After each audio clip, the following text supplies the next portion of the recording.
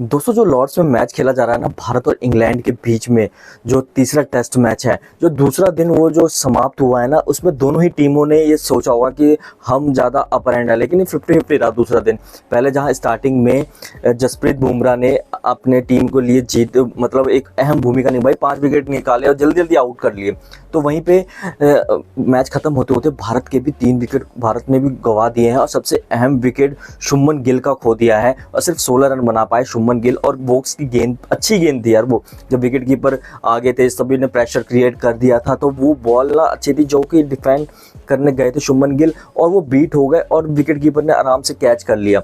तो वही चीज़ है ना, ये जो तीसरा टेस्ट में दूसरे दिन ना, तो दोनों ही टीमों के लिए सही रहा। और भारत ने वैसे शुरुआत, जैसे जो रूट ने 37वां शतक तो जड़ दिया, लेकिन उसके बाद वो कुछ खास नहीं कर पाए, क्योंकि उसके बाद जसप्रीत बुमराह का जलवा आया, उन्होंने स्टोक्स को बोल्ड किया। फिर उसके बाद जो रूट, वोक्स लगातार 3 विकेट इतनी जल्दी जल्दी ले लिए ना, तो लग रहा था कि भारत जल्दी ही फिर बैटिंग करने आएगा और सही स्कोर पे हो जाएगा। लेकिन जब स्कोर 380 रन के पार पहुंच गया ना, और वही फिर जिमी स्मिथ और कार्स, जिमी स्मिथ का तो ऐसा है ना कि दूसरे टेस्ट मैच में तो परेशान किया ही किया था भारत को। इसमें में भी अर्धशतक की पारी खेली ऐसे पिच पे जहाँ पे विकेट गिर रही थी, तब भी उनके 50 रन और कार्स के 50 रन के बदौलत इतना अच्छा फाइटिंग टोटल तक पहुंचा दिया। मतलब लॉर्ड्स में आप, हम ये होता है ना, लॉर्ड्स में आप देख लो कि वहाँ पे 350 रन का भी अगर पहली बल्लेबाजी करते हुए कोई टीम बना लेती है ना, तो समझ ली वो टीम जीत गई। लगभग 85 या फिर 90% चांस हो जाते हैं जीतने के। हारने के चांस तो यहाँ से नहीं होते, क्योंकि लॉर्ड्स का कुछ कंडीशन ही, कुछ इतिहास ही कुछ ऐसा है। लेकिन क्रिकेट के इतिहास तो बदलते ही रहते हैं, और हमने देखा ही पहले 2 टेस्ट मैच में कितने इतिहास बदले, दूसरे टेस्ट मैच में तो इतिहास बदलते ही रिकॉर्ड्स लगते ही गए। तो वही चीज़ है। लेकिन भारत के लिए एक सबसे इम्पॉर्टेंट है ना, ऋषभ पंत और केएल राहुल की जो ये पार्टनरशिप है ना, इनको बहुत आगे तक ले जाना पड़ेगा, क्योंकि ऋषभ पंत अभी पूरी तरह से फिट नहीं है, 100% फिट नहीं है। उनके उंगली में जो चोट लगी थी, विकेट कीपिंग के लिए भी नहीं आए, पूरा दिन तक नहीं आए फील्ड पे।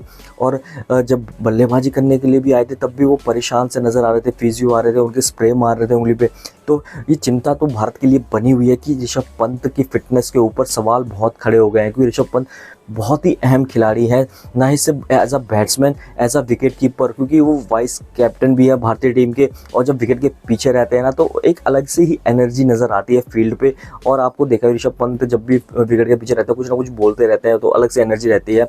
लेकिन ऋषभ पंत का बहुत ही तरह से अच्छे से खेलना, केएल राहुल का साथ निभाना, एक इम्पॉर्टेंट इनिंग बिल्ड करना, ये बहुत इंपॉर्टेंट है भारत के लिए। क्योंकि पहला सेशन ना बहुत ज़्यादा इंपॉर्टेंट है। आज का जो पहला सेशन होगा ना, उसमें ही सारा हो जाएगा कि भारत कहाँ तक जाते हैं, क्योंकि भारत को एक स्ट्रॉन्ग पार्टनरशिप चाहिए। इसके बाद आपके ऑलराउंडर स्टार्ट हो जाएंगे, नीतीश कुमार रेड्डी, रविंद्र जडेजा, वाशिंगटन सुंदर, इन तीनों को भी इस मैच में और भी ज़्यादा बल्लेबाजी करनी ही पड़ेगी, क्योंकि भारत के टॉप ऑर्डर इस बार पूरी तरह से नहीं चल पाए, ना शुभमन गिल, ना यशस्वी जायसवाल। करुण नायर को एक बार फिर से स्टार्ट तो मिला, 40 रन बनाए उन्होंने, लय में दिख रहे थे, लेकिन फिर वो अपना विकेट खो दिया उन्होंने। तो ऐसा है पूरी ही सीरीज़ में करुण नायर के साथ ऐसा ही हुआ है। स्टार्ट दिया है उन्होंने, लय पूरी हासिल करी है, एक लग रहे थे कि पूरा कॉन्फिडेंट में, लेकिन उसके बाद वो आउट हो जाते हैं। तो वही है ना, इतना मौका मिल रहा है तो उस मौके को यूटिलाइज़ करना सीखना पड़ेगा, क्योंकि बहुत लंबी लाइन है। श्रेयस अय्यर, साई सुदर्शन सब अभी बेंच पे बैठे हुए हैं, बहुत बड़े बड़े परफॉर्मेंस कर रहे हैं डोमेस्टिक में। तो वही चीज़ है ना, करुण नायर को मौके मिल रहे हैं, लेकिन इस मौक़ों को उसे चूज़ करना पड़ेगा और अच्छे से यूटिलाइज़ करना पड़ेगा, क्योंकि बहुत सारी इनिंग मिल चुकी है। ये सीरीज़ उनके लिए, उनके करियर के लिए एक लाइफ चेंजिंग सीरीज़ होने वाली है। और भारत के लिए ना जसप्रीत बुमराह यार क्या गजब के बॉलर हैं। एक बार फिर जसप्रीत बुमराह ने ही सब कुछ संभाल लिया। जब जसप्रीत बुमराह खेलते हैं 5 विकेट ले लेते हैं। ऑनर बोर्ड पे लॉर्ड्स में अब जसप्रीत बुमराह का भी नाम आएगा। हर स्टेडियम में जसप्रीत बुमराह का नाम ज़रूर आता ही है, क्योंकि हर एक कंडीशन, चाहे कोई भी कंडीशन दे दो, स्पिनिंग ट्रैक दे दो, कैसे भी कंडीशन दे दो, जसप्रीत बुमराह ना वहाँ पे अपनी परफॉर्मेंस, अपने विकेट निकाल के दिखाते ही हैं। उनको पास टैलेंट है बहुत। दोस्तों आपकी क्या राय है, दूसरे दिन के खेल में क्या इंपॉर्टेंट है भारत टीम के लिए? कमेंट करके बताएं। वीडियो को लाइक शेयर और चैनल को सब्सक्राइब जरूर करें।